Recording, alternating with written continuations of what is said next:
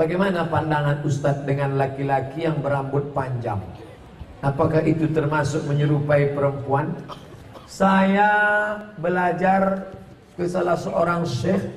Ketika itu ada yang nanya, "Syekh, apa betul Nabi Muhammad itu rambutnya panjang?" Maka syekh menjawab, Nabi Muhammad itu tinggalnya di gurun pasir.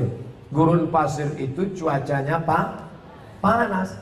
Maka kalau rambutnya pendek, nanti cahaya matahari kena ke kepala, maka dia bisa pusing, panas, dehidrasi, kurang cairan. Makanya Bapak Ibu ketika di Makkah disuruh pakai topi, pakai payung supaya jangan kena panas. Nabi kepalanya ditutup dengan 3. Yang pertama, rambutnya. Rambut Nabi itu dari depan panjang sampai ke belakang. Yang kedua, ditutup dengan qalansuah, topi. Setelah itu ditutup dengan imamah, imamah sorban. Kalau di atas kepala dililitkan namanya imamah. Kalau diletakkan di tengkuk namanya burdah. Kalau diletakkan di kepala seperti kerudung namanya ghutrah, bukan serbet. Jadi Nabi kepalanya ditutupi dengan 3. Pertama, rambutnya panjang sampai ke tengkuk, dari depan ini sampai ke tengkuk segini. Coba. Yang kedua, qalansuah, kain penutup. Setelah itu baru sorban. Maka kita pun, kami pun ketika kuliah dulu di Arab pakai sorban. Pakai untuk apa? Supaya jangan kena panas terik. Musim dingin di bawah derajat 0, 5 derajat, 10 derajat, di bawah 0 dingin. Maka kepala juga ditutup pakai sorban. Sekarang kena bosan nggak pakai sorban? Saya sekarang kepanasan. Tapi saya tidak menyalahkan para habaib pakai sorban. Mereka mengikuti sunnah Nabi Muhammad sallallahu alaihi wasallam. Nah, jadi kalau ada laki-laki berambut panjang, tapi rasanya di tempat kita rambut panjang bukan untuk menutup kepala biar supaya jangan panas.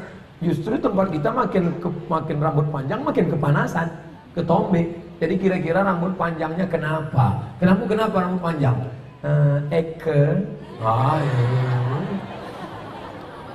Tapi tidak semua yang berambut panjang itu karena mengikuti perempuan. Jadi tidak bisa kita hukum serta-merta kalau rambut panjang LGBT. Enggak. Maka yang LGBT itu kalau menyerupai perempuan, la'anallahul mutasabbihin minar rijal bin nisa. Allah melaknat laki-laki yang menyerupai perempuan dan perempuan yang menyerupai laki-laki. Mudah-mudahan anak kita terjaga dari LGBT. Tapi sebetulnya LGBT itu nama yang terlalu keren. Orang malah bangga sekarang disebut itu LGBT, itu bangga. Saya tidak setuju dengan LGBT, tapi saya malu mau nyebutnya di depan para kiai. Boleh saya sebut? Jangan sebut LGBT. Buat sebut nama yang mengejek, merendahkan, menghinakan. Apa namanya? PLT, penyuka lubang tai. Itu yang cocok bagi mereka. Kotor, najis. Zaman Nabi LGBT ini hukumannya man wajadtumuhu ya'malu amala qaumi Lut. Kalau kamu menangkap ada orang yang melakukan perbuatan Nabi Lut, faqtulul fa'il wal maf'ul, pancung kepalanya, hukum mati. Untung dia hidup bukan zaman Nabi Muhammad. Kalau hidup zaman Nabi, habis, selesai. Bapak Ibu yang dimuliakan Allah Subhanahu wa taala. Ustaz berani ngomong gini apa enggak takut nanti ditangkap bencong? Apa yang takut? Banyak yang bela saya. Tapi pas pulang nanti sendirian ngeri juga. Insyaallah wa ta'awanu 'alal birri wat taqwa, saling tolong menolong dalam kebaikan dan ketakwaan, wala ta'awanu 'alal itsmi wal udwan. Ingatlah saudaraku, ada satu kampung namanya kaum Sadum. Pernah dengar kata Sadum?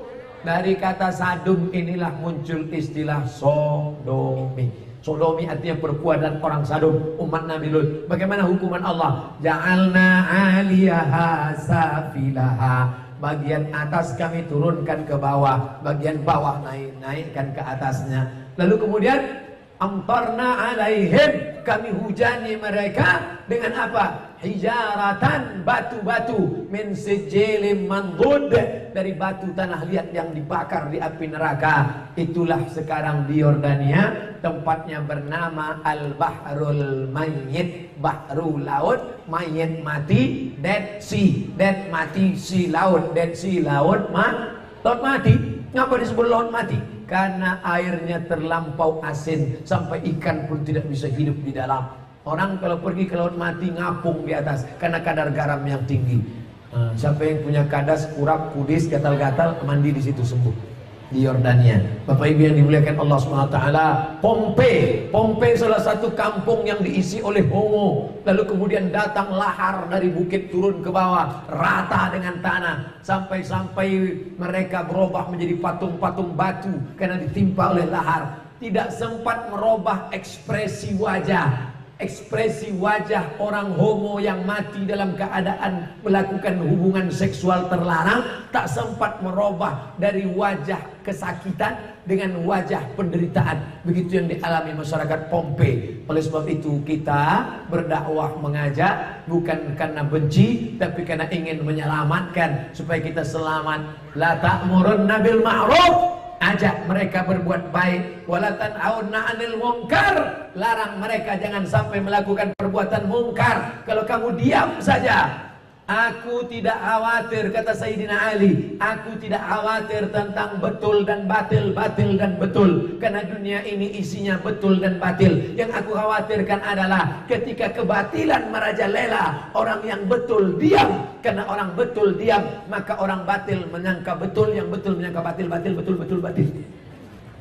Orang yang betul diam, ibu yang betul diam, bapak yang betul diam, yang batil berkuar. Akhirnya yang batil merasa betul, orang yang betul diam 1000 bahasa. As-sakitu anil haq syaitan akhras. Orang yang betul tapi diam melihat kebenaran diinjak-injak, dia adalah syaitan akhras, setan bisu. Begitu kata Imam Abu Ali Ad-Daqqaq yang dikutip oleh Imam An-Nawawi dalam kitab Al-Minhaj Syarah Sahih Muslim Ibn Al-Hajjaj. Maka bersuaralah saudaraku, anak-anak muda, lawan kemungkaran ini. Terus berperang dengan HP-mu. HP-mu adalah senjata, bukan menebarkan kebencian, bukan menebarkan hoax, tapi dalam rangka watawasau bil haq watawasau bis sabr. Allahu Akbar. Itulah kaji kita pada malam hari ini. Tausiah sudah 60 menit, menjawab pertanyaan 30 menit. Pas setengah 11 dari jam 9, 10, setengah 11 kita lanjutkan dengan membaca doa ala hazihin niyah al-fatihah. A'udzu billahi minasy syaithanir rajim. Bismillahirrahmanirrahim. Alhamdulillahi rabbil alamin. Arrahmanir rahim. Maliki yaumiddin. Iyyaka na'budu wa iyyaka nasta'in. Ihdinas siratal mustaqim. Siratal ladzina an'amta 'alaihim ghairil maghdubi 'alaihim waladdallin. Amin. Allahumma arhamna bil Qur'an. Curahkan rahmat kepada kami dengan kemuliaan Quran. Waj'alhu lana imaman wa nuran wa hudan wa rahmah. Jadikan Quran sebagai imam kami, sebagai penerang cahaya kami, sebagai rahmat bagi kami ya Allah. Allahumma dzakirna minhu ma nasina. Ingatkan kami ayat-ayat yang pernah kami lupa. Wa'allimna ma yanfa'una. Ajarkan ilmu yang bermanfaat bagi kami ya Allah. Warzuqhu tilawatahu, warzuq tilawatahu ana al-laili wa atrafan nahar. Berikan kami kesempatan untuk membaca Al-Quran pagi, petang, siang dan malam. Allahumma ja'al abna'ana wa banatina min hufazil Quran wal hafizat. Jadikan anak-anak kami menjadi para penghafal Quran. Minal mujahidina fi sabilik bi amwal